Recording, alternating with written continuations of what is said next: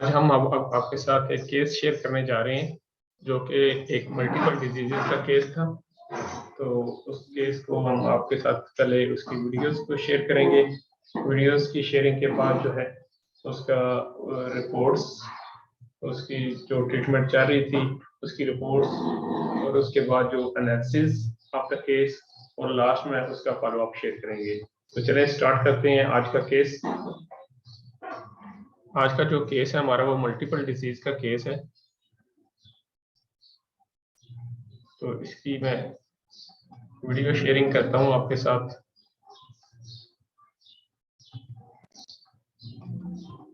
Okay ना। मोहम्मद अरशद, उम्र कितनी है? 47। दसो क्या मसला हूँ?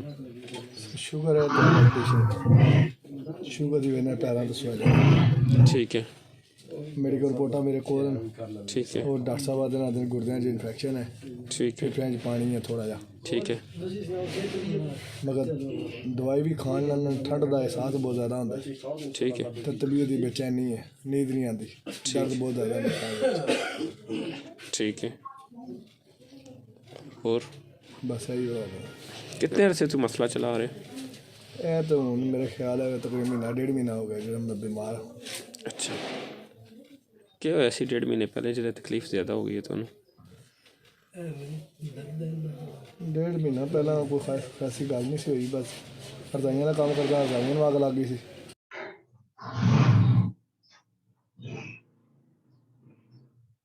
रजाइयां की अग लगी पैर नूं लग गई, पैर सुते स नज़र को नहीं पई, ਉਹਦੇ ਨਾਲ ਲੱਤ ਸੁੱਜ ਗਈ। ਸਰਜਨ ਸ਼ਬੀਰ ਸ਼ਾਹ ਕੋਲ ਇਲਾਜ ਕਰਾਇਆ, ਹੁਣ ਜ਼ਖਮ ਤੇ ਲੱਤ ਦੇ ਠੀਕ ਨੇ, ਮगर ਲੱਤ ਹੀ ਦਰਦ ਹੈ। ठीक है, ठीक है। तो आग किस तरह लग गई सी? ਰਜ਼ਾਈ ਦਾ ਕੰਮ ਕਰਦੇ ਆ ਨਾ, ਮੋਟਰਸਾਈਕਲ ਦੇ ਸੈਂਸਰ ਪਰ ਰਜ਼ਾਈ ਪਈ ਸੀ ਤਾਂ ਅੱਗ ਲੱਗ अच्छा, आग लग गई तो नुकसान काफ़ी होया? ਗਈ। ਜਾਂ ਨੁਕਸਾਨ ਤਾਂ ਹੋਇਆ ਪਰ ਜਾਨ ਬਖਸ਼ ਦਿੱਤੀ ਅੱਲਾ ਨੇ। ਉਹਦੀ ਵੀ ਕੋਈ ਟੈਨਸ਼ਨ ਹੈ ਜਿਹੜਾ ਨੁਕਸਾਨ ਨਹੀਂ ਹੈ? ਉਹਦੀ ਕੋਈ ਟੈਨਸ਼ਨ ਨਹੀਂ। कोई टेंशन नहीं, ठीक है। अच्छा, इतने सारे बीमारियां तो कि इस बीमारियां तो क्या टेंशन आती है तुहानू? ਜੀ इन्हां बीमारियां तो क्या टेंशन आती है तुहानू? ਫਿਲਹਾਲ ਤਾਂ ਸਾਰੇ ਬਸ ਜਿਹੜੀ ਹੈ ਨਾ ਜੀ ਘਬਰਾਹਟ ਬਹੁਤ ਹੈ। घबराहट तो क्या मुराद है, क्या होंदा? ਦਿਲ ਆਪਣੀ ਜਗ੍ਹਾ ਤੇ ਕਾਬੂ ਨਹੀਂ ਰਹਿੰਦਾ, अच्छा, ਇਸ ਤਰ੍ਹਾਂ ਮਹਿਸੂਸ ਹੁੰਦਾ ਜਿਸ ਤਰ੍ਹਾਂ ਕੁਝ ਹੋਣ ਵਾਲਾ ਹੈ। क्या होने वाला? ਘਬਰਾਹਟ ਹੈ, ਦਿਲ ਦੀ ਘਬਰਾਹਟ ਹੈ, ਦਿਲ ਦੀ ਧੜਕਣ ਤੇਜ਼ ਹੋ ਜਾਂਦੀ ਹੈ, ਸਾਹ ਦਾ ਬੰਦ ਹੋ ਜਾਣਾ। जिसले साह बंद होंदा तो क्या फील होंदा? हूँ की हो जासी? बीपी हाई ਹੁੰਦਾ ਤੇ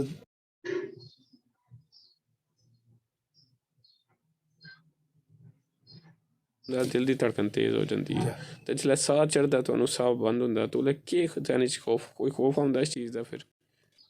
ਬਸ ਇਹੀ ਪਤਾ ਲੱਗਦਾ ਹੈ ਜਿਸ ਸਾਹ ਬੰਦ ਹੋਣ ਲੱਗਾ। साह बंद होने से मुराद भी की हो जासी?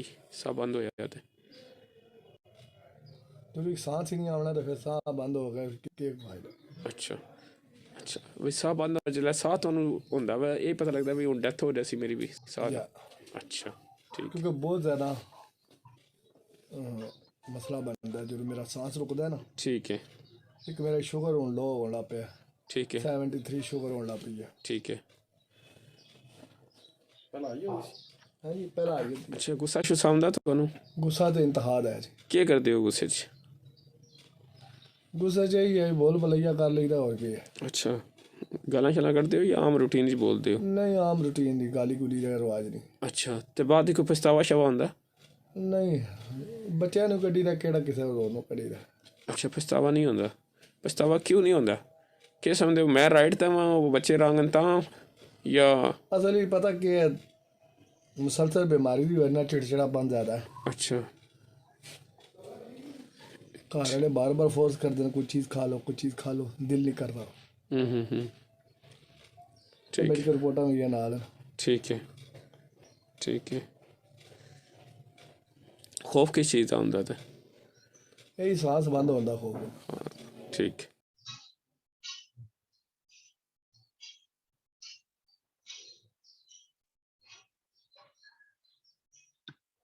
केस आपने सुना, तो मैं आपको रिपोर्ट करता हूँ पेशेंट ने क्या कहा। मैंने पेशेंट से पूछा कि क्या प्रॉब्लम है, उसने बताया कि शुगर है, ब्लड प्रेशर है और शुगर की वजह से पाँव में स्वेलिंग है। मेरे पास रिपोर्ट्स पड़ी हुई हैं, डॉक्टर साहब ने बताया कि गुर्दों में इन्फेक्शन है और उसके लंग्स के अंदर जो है वो पानी भी भर चुका है, यानी फ्लोरेसी भी है। दवाई तो खाता हूँ लेकिन ठंड का एहसास ज्यादा होता है और तबीयत में बेचैनी है, नींद नहीं आती और दर्द बहुत ज्यादा होता है। तो मैंने पूछा और कुछ, उसने कहा जी बस यही है। फिर मैंने सवाल किया कि कितने अरसे से मसला चला रहा है। उसने कहा जी मसला शुगर तो काफी टाइम से है लेकिन ज्यादा तकलीफ जो है वो 1.5 महीना हो गया है, 1.5 मंथ हो गया है, तो ज्यादा तकलीफ हो रही है।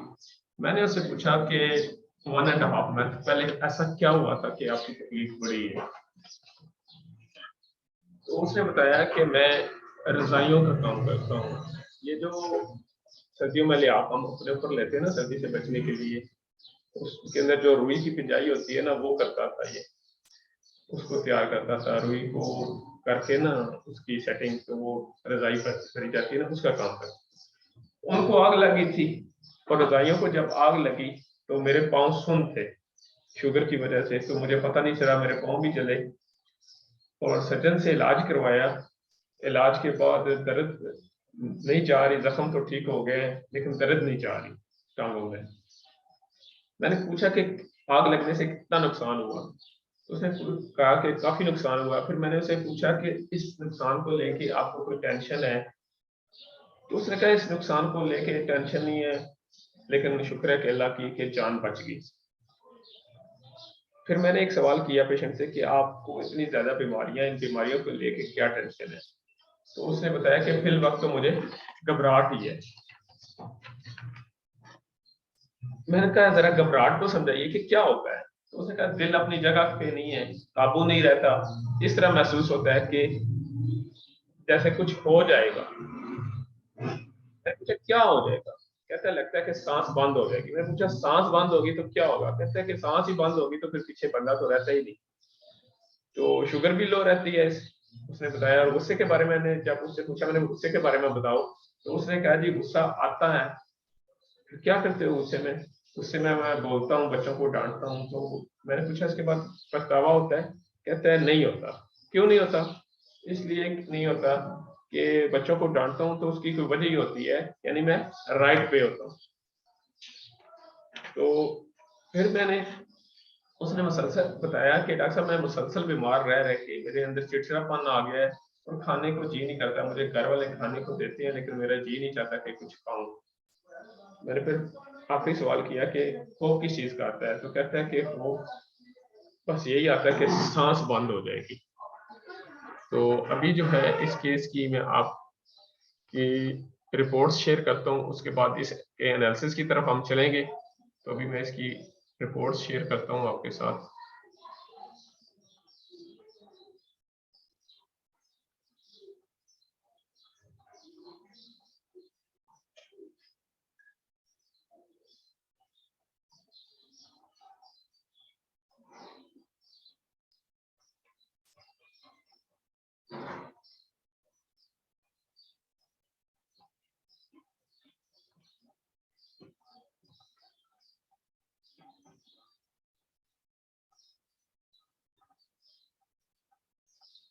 इसने काफ़ी जगह से इलाज करवाया अपना और सर्जन से, अभी इसका चेस्ट स्पेशलिस्ट से इलाज चल रहा था गवर्नमेंट हॉस्पिटल से।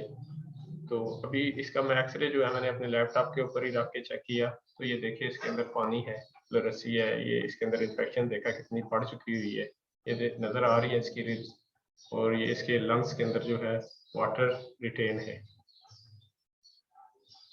नेक्स्ट ये इसकी एक अल्ट्रासाउंड है हमारे पास।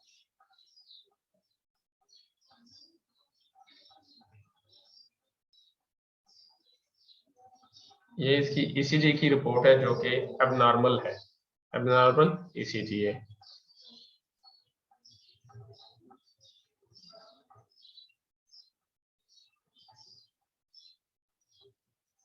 ये मुख्तलिफ टेस्ट मुख्तलिफ डॉक्टरों ने इसको लिख के दिए जहाँ से इसका ट्रीटमेंट चल रहा था।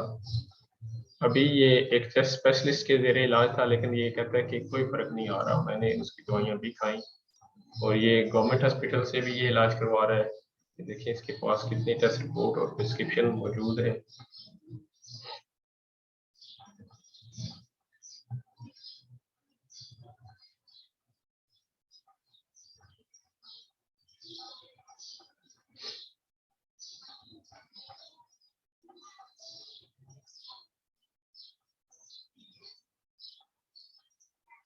इसका यूरिया और क्रिएटिनिन और कोलेस्ट्रॉल भी जो है वो डिस्टर्ब है। कोलेस्ट्रॉल की रिपोर्ट में 298 आ रहा है इसका कोलेस्ट्रॉल।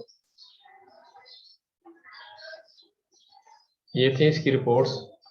अभी जो है इसके एनालिसिस की तरफ हम चलते हैं। इस केस का जो एनालिसिस है उसकी तरफ चलते हैं और उसको देखते हैं। तो इस केस में आपने देखें कि जो पेशेंट ने तो काफ़ी सारी बातें बताई।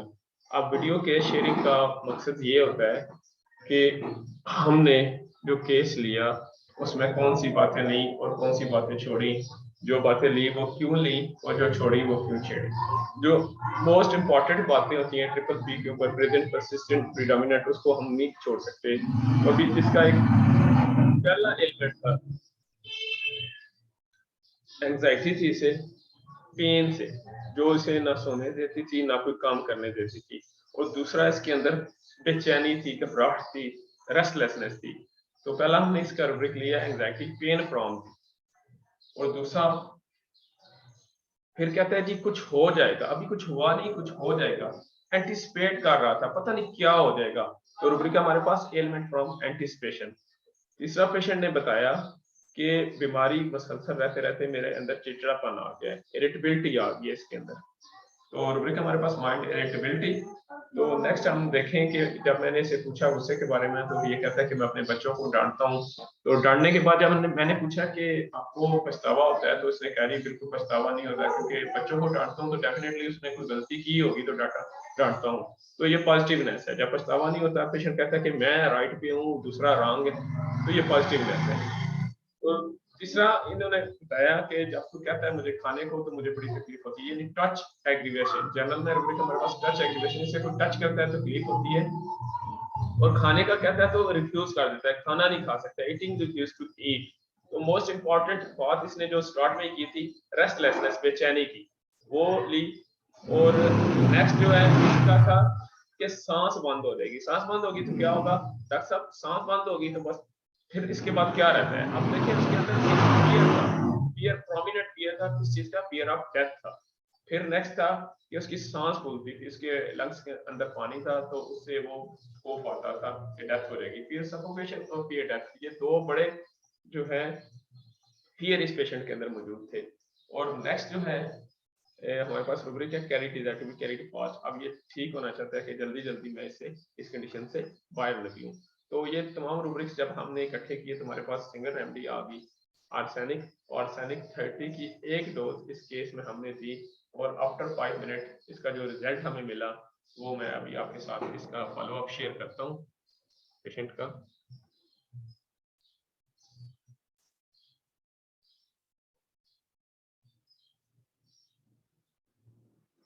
ਅਸੀਂ ਤਬੀਅਤ जी बेहतर महसूस करता हूँ। ਜਿਹੜਾ ਪੇਨ ਹੋ ਰਿਹਾ ਸੀ ਉਹ ਜਿਹੜਾ ਤੁਹਾਡੇ ਲੱਤਾਂ 'ਚ ਪੇਨ ਹੋ ਰਿਹਾ ਸੀ ਉਹਦੀ ਕੀ वो condition? सर थोड़ा चलांगा तो पता लगेगा सही। ਅੱਛਾ ਕੱਟ ਗਿਆ ਪਹਿਲਾਂ जा ਨਾਲੋਂ? ਤੇ ਜਿਹੜੀ ਘਬਰਾਹਟ ਬੇਚੈਨੀ नहीं होनी है।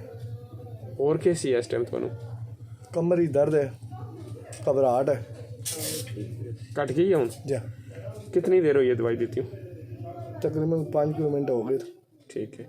पहले नालों कितना सारा बेहतर फील कर रहे हो? समझ लो 50%। 50% बेहतरी है। जी ठीक।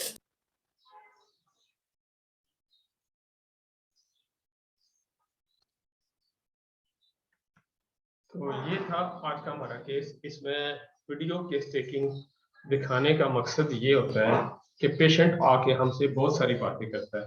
तो पेशेंट जो भी बात करता है हमने उसमें से कौन सी चीज लेनी है, कौन सी चीज छोड़नी है, इसके ऊपर हमने ध्यान देना होता है।